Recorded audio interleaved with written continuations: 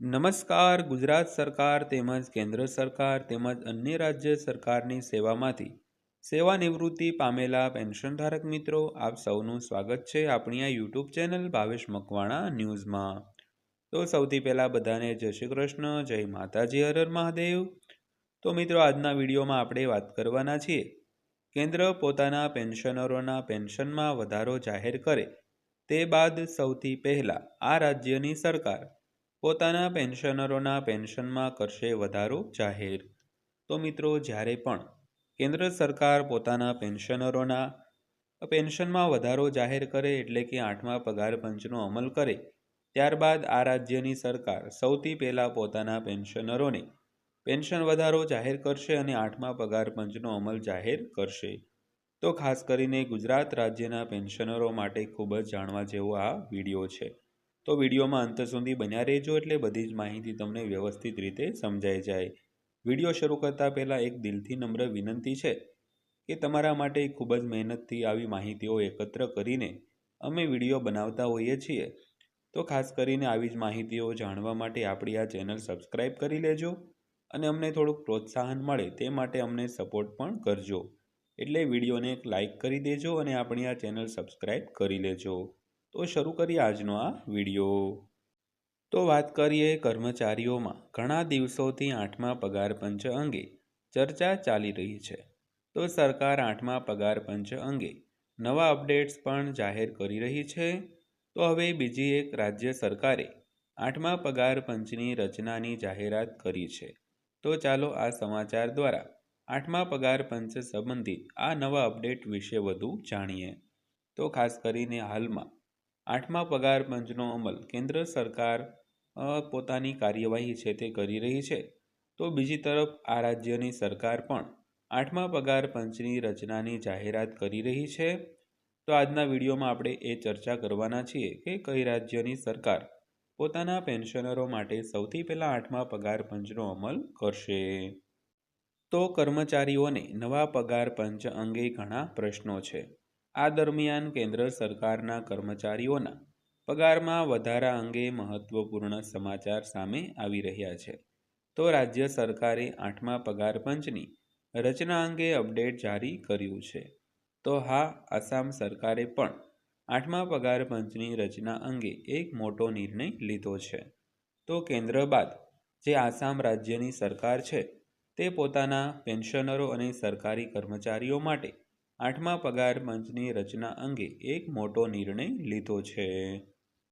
તો વિગતવાર વાત કરીએ તો આસામના મુખ્ય શહેર ગુવાહાટીમાં એક આયોજિત કાર્યક્રમ દરમિયાન આસામના મુખ્યમંત્રી હિમંતા બિસ્વા શર્માએ રાજ્યમાં 8મા પગાર પંચની રચનાની જાહેરાત કરી છે. તો આસામ 8મા પગાર પંચને લાગુ કરનાર પ્રથમ રાજ્ય બન્યું છે. તો આ સમાચાર દ્વારા આસામ સરકાર દ્વારા 8મા પગાર પંચની રચના અંગે લેવામાં આવેલા આ નિર્ણય વિશે વધુ જાણીએ.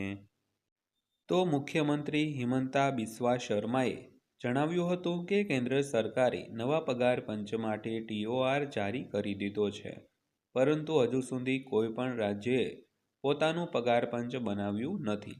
તો જાહેરાત દરમિયાન આસામના મુખ્યમંત્રીએ જણાવ્યું હતું કે આસામ સરકારે ભૂતપૂર્વ મુખ્ય સચિવ સુભાષ દાસના નેતૃત્વમાં 8મા પગાર પંચની રચનાને મંજૂરી આપી છે. તેવી જ રીતે નવા પગાર પંચ અંગે આ પગલું ભરનાર આસામ દેશનું પ્રથમ રાજ્ય બન્યું છે. તો કાર્યક્રમ દરમિયાન કરવામાં આવેલી જાહેરાતમાં આસામના મુખ્યમંત્રીએ એમ પણ કહ્યું છે કે આ નિર્ણય સરકારી કર્મચારીઓના કલ્યાણ અને પ્રગતિશીલ શાસન તરફ એક મહત્વપૂર્ણ પગલું છે. મિત્રો, ત્યારબાદ જોઈએ તો 7મું પગાર પંચ 31 ડિસેમ્બર 2025ના રોજ સમાપ્ત થયું છે. તો 7મા પગાર પંચનો કાર્યકાળ 31 ડિસેમ્બર 2025ના રોજ સમાપ્ત થયો હતો અને હવે 8મું પગાર પંચ લાગુ થવાની ધારણા પણ છે. તો આનાથી કેન્દ્ર સરકારના કર્મચારીઓના પગારમાં વધારો થવાની ધારણા છે.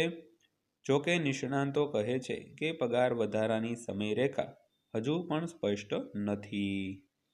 ત્યારબાદ વાત કરીએ તો 8મા પગાર પંચ અંગે નિષ્ણાંતોનો શું અભિપ્રાય છે. તો બેંક ઓફ બરોડાના મુખ્ય અર્થશાસ્ત્રી મદન સબનવીસના મતે 8મા પગાર પંચનો અમલ નાણાકીય વર્ષ 2027-28 અથવા તો 2028-29 સુધી વિલંબિત થઈ શકે છે. જોકે અન્ય નિષ્ણાંતો માને છે કે પગાર પંચને તેની ભલામણો રજૂ કરવામાં સામાન્ય રીતે લગભગ 18 મહિનાનો સમય લાગે છે. તેથી કમિશનની ભલામણો 2026ના અંતમાં અથવા તો 2027ની શરૂઆતમાં આવી શકે છે. તો ખાસ કરીને વાત કરી તો કેન્દ્ર સરકાર હાલમાં 8મા પગાર પંચની પ્રક્રિયા કરી રહ્યું છે અને તેણે TOR પણ જારી કર્યા છે. તો ત્યારબાદ જે આસામ રાજ્યની સરકાર છે તે સૌથી પહેલું રાજ્ય એવું છે કે પોતાના પેન્શનરો અને કર્મચારીઓ માટે 8મા પગાર પંચની જાહેરાત કરી દીધી છે. તો આ હતી આજની માહિતી જે દરેક રાજ્યના પેન્શનરો અને કર્મચારીઓ માટે જાણવી જરૂરી હતી. તો વિડીયો પસંદ આવ્યો હોય, માહિતી સારી લાગી હોય તો વિડીયોને લાઇક કરજો અને આવી જ માહિતીઓ માટે આપણી આ ચેનલ સબસ્ક્રાઈબ કરી લેજો. તો ફરીવાર પાછા મળીશું એક નવા વિડીયો સાથે, નવી માહિતી સાથે. ત્યાં સુધી સૌને જય હિન્દ, વંદે માતરમ.